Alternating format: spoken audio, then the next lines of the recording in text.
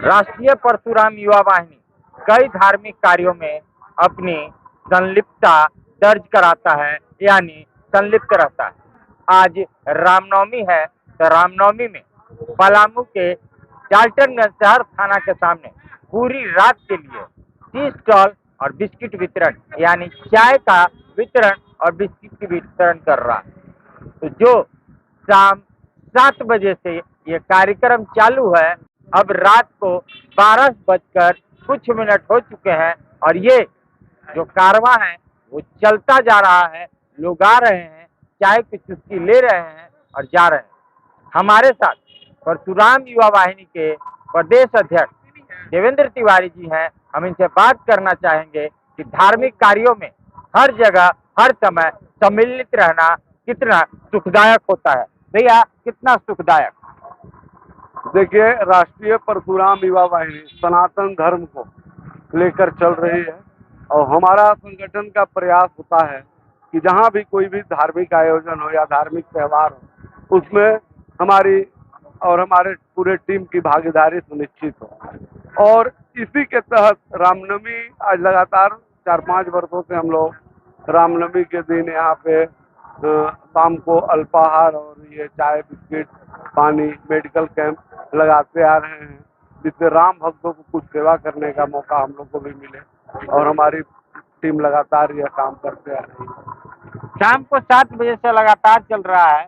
कितना सुखद पल होता है ये, क्योंकि यहाँ जो राम भक्त आते हैं, झांकियां देखने आते हैं, रथ को देखने आते हैं, वो प्यासे ना रह जाएं, बगैर चाय के ना रह जाए, बगैर बिस्किट के रह ना जाए।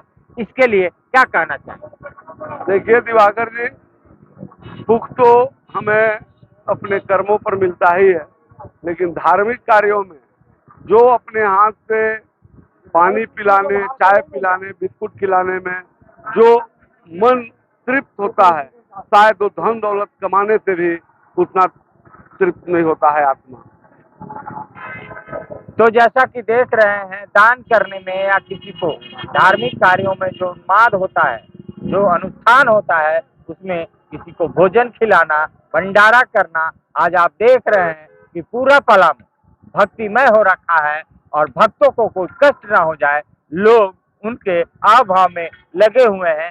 विप्र परिवार और परशुराम युवा वाहिनी, राष्ट्रीय परशुराम युवा वाहिनी ऐसे कार्यों को हर समय करते रहता है। क्या कहना चाहेंगे? देखिए, अपने गठन काल से ही राष्ट्रीय परशुराम युवा वाहिनी धार्मिक एवं सामाजिक कार्यों में बढ़ चढ़ कर हिस्सा लेते आ रही है और इससे हम लोगों को एक आत्मसंतुष्टि मिलता है और अंदर से उत्साह बढ़ता है कि हम समाज में एक प्रेरणा स्रोत बने कि आने वाले लोग भी अनुकरण कर भविष्य में आगे इसको लेके बढ़ते चले।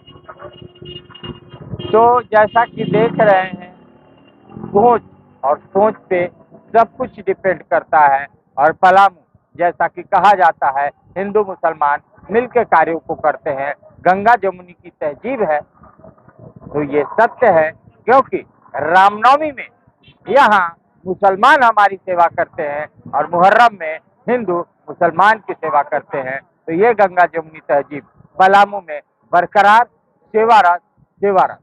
वरिष्ठ पत्रकार और राष्ट्रीय परशुराम युवा वाहिनी के दाहिने अंग, जो हर समय हर जगह मिलेंगे, चाहे धार्मिक काम हो या राष्ट्रीय परशुराम युवा वाहिनी का कोई कार्यक्रम। आज का भव्य कार्यक्रम जो सबके मन को छूता, लोग भंडारा कर रहे हैं, अलग अलग चीजें कर रहे हैं, लेकिन इस रात में जो सुस्ती को चुस्की चाहिए वो आप देने का काम कर रहे हैं। क्या कहना चाहिए? देखिए, आमतौर पर जो हमारा कार्यशैली है वो धर्म और समाज का, और धर्म और समाज को जहाँ भी जरूरत पड़ती है, क्योंकि ये परंपराएं आज की नहीं है, ये परंपराएं वर्षों से हमारी विरासत में है।